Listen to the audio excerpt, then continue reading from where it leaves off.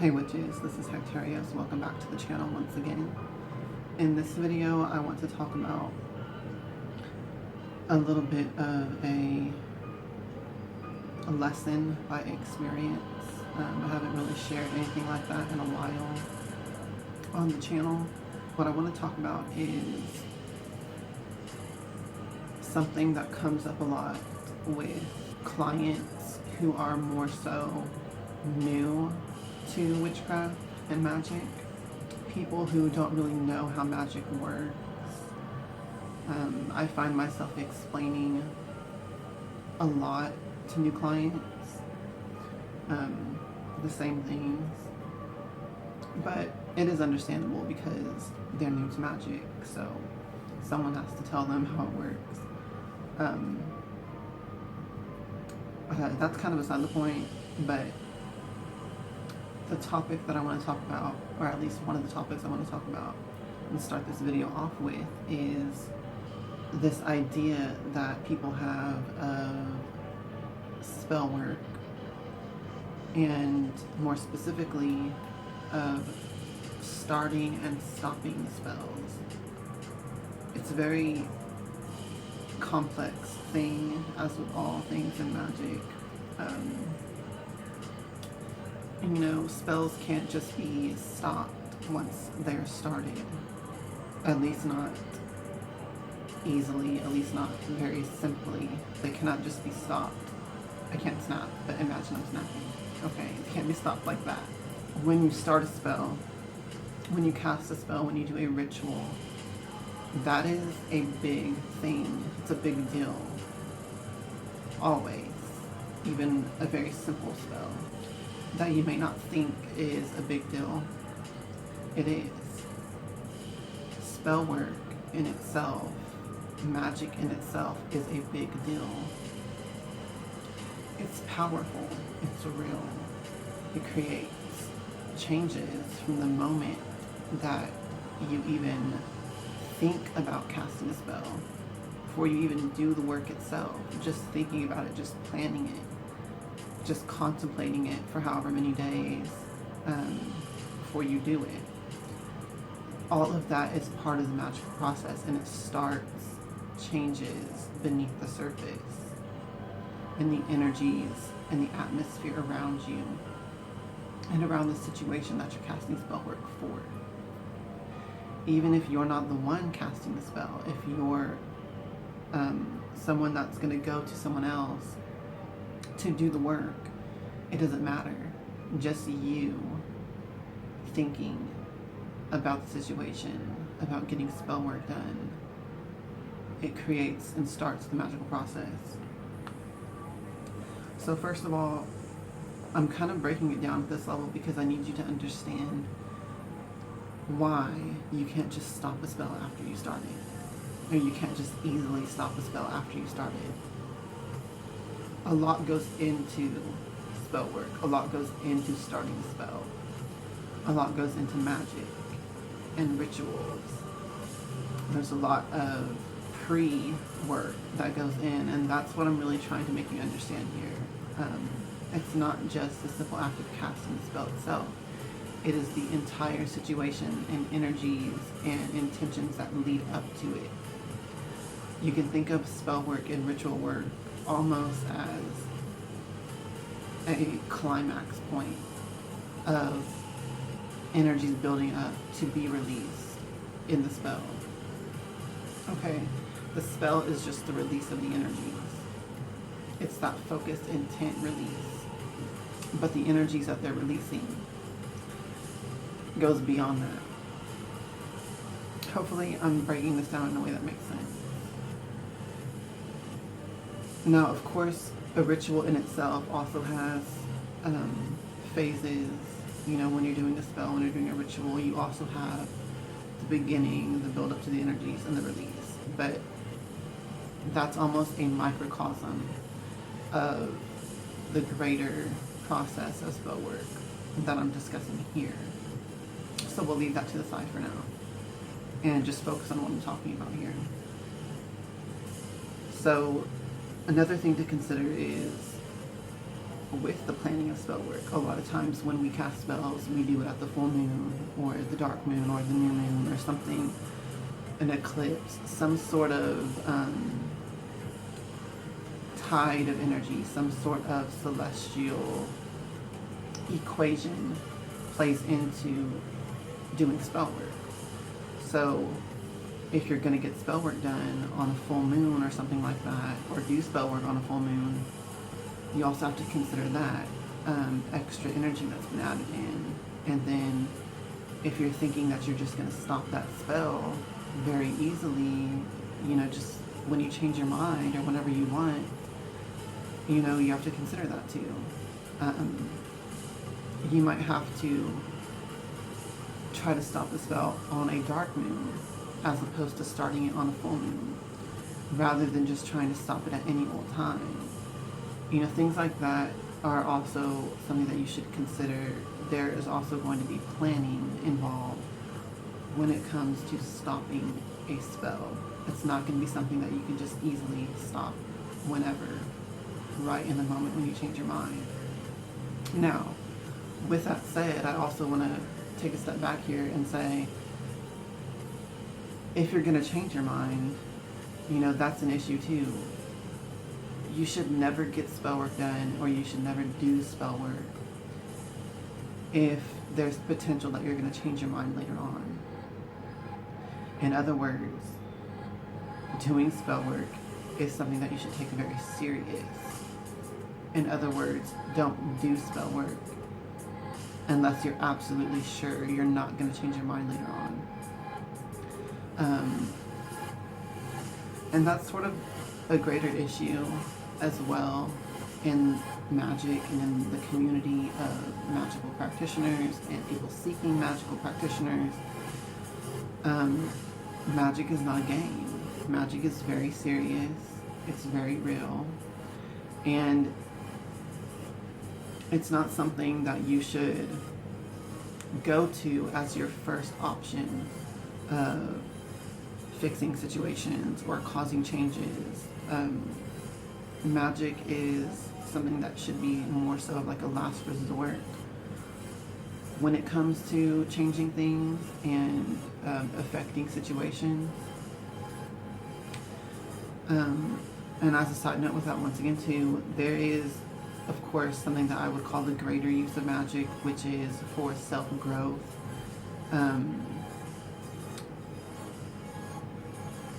Transformation of the self, things like that.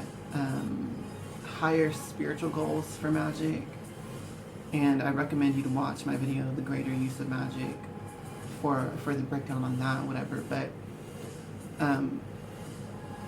magic shouldn't be a last resort in that specific case when you're using magic for self-growth and higher learning and your spirituality expanding in and of itself. Magic should not be a last resort. It should be a first option in that specific type of magic.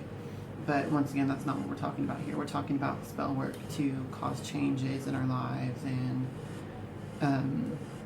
things like that.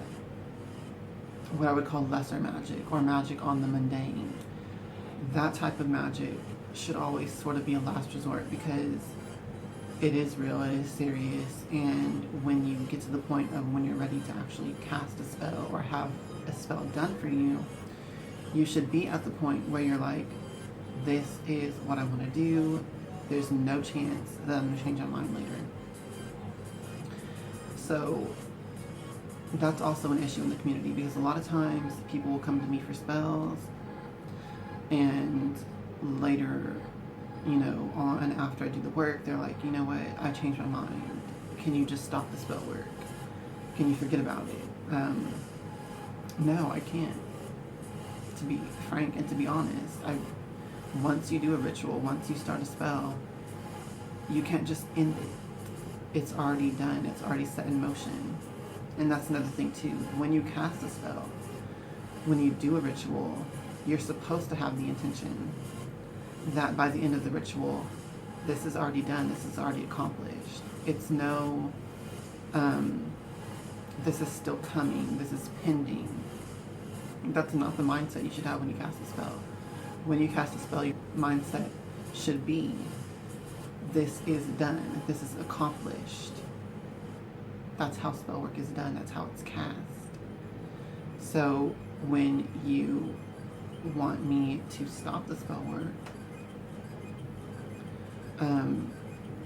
that makes no sense. That's like me smoking this entire cigarette and then me saying, can I stop the smoking of the cigarette? Can I undo that? It's already done. Okay? You can't bring it back. And that's how it is with spell work. When you cast a spell, your intention is, this is accomplished, this is done. So for you to then say, can I stop it? After the fact, no, that's impossible. You can't stop something that's already been done. So don't view work as something that's ongoing or pending, because that's not how it is. It's something that's already done. Now, the greater question here is,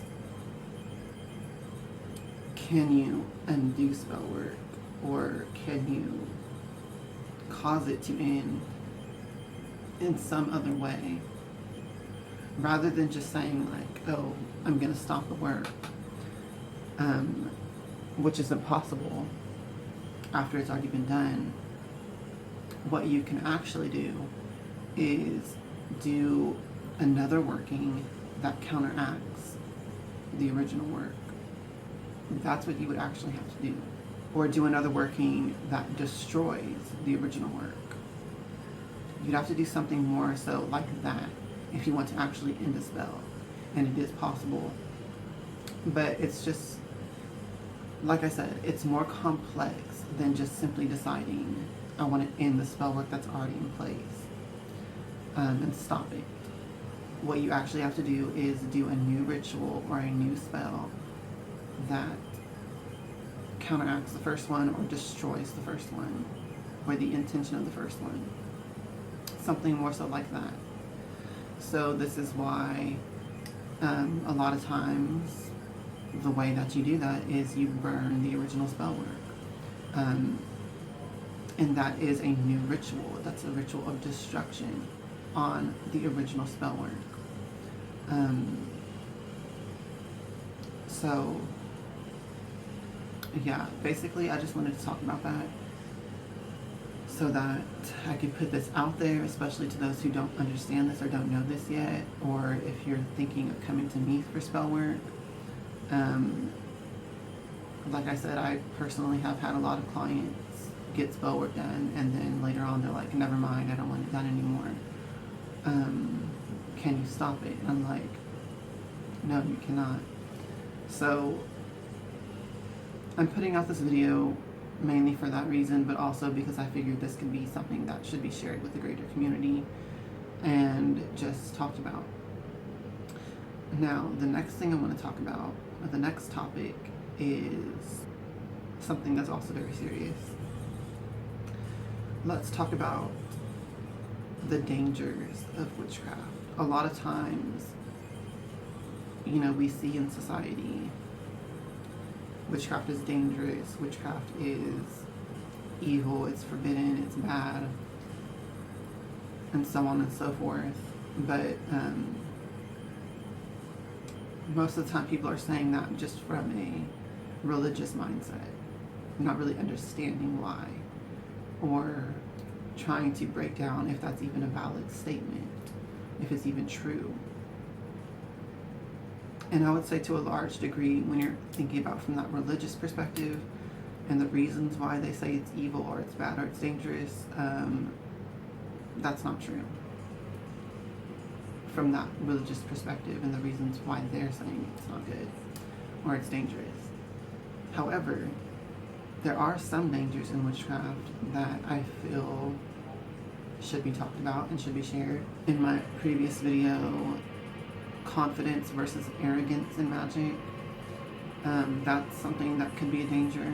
So go watch that video if you haven't seen it already, or if you don't remember what that was about.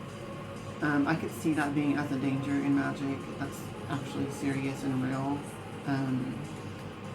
So it's worth mentioning here. But what I really want to talk about And I think I've also touched upon this before, but I didn't make its own video on it, so I'll include it here because it's also important.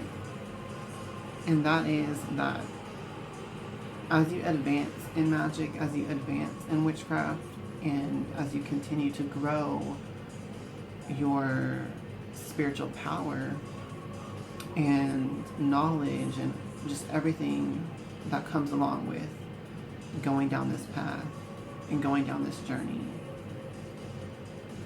you will get to a point where your magic begins to manifest powerful results before you have to even do a spell or a ritual.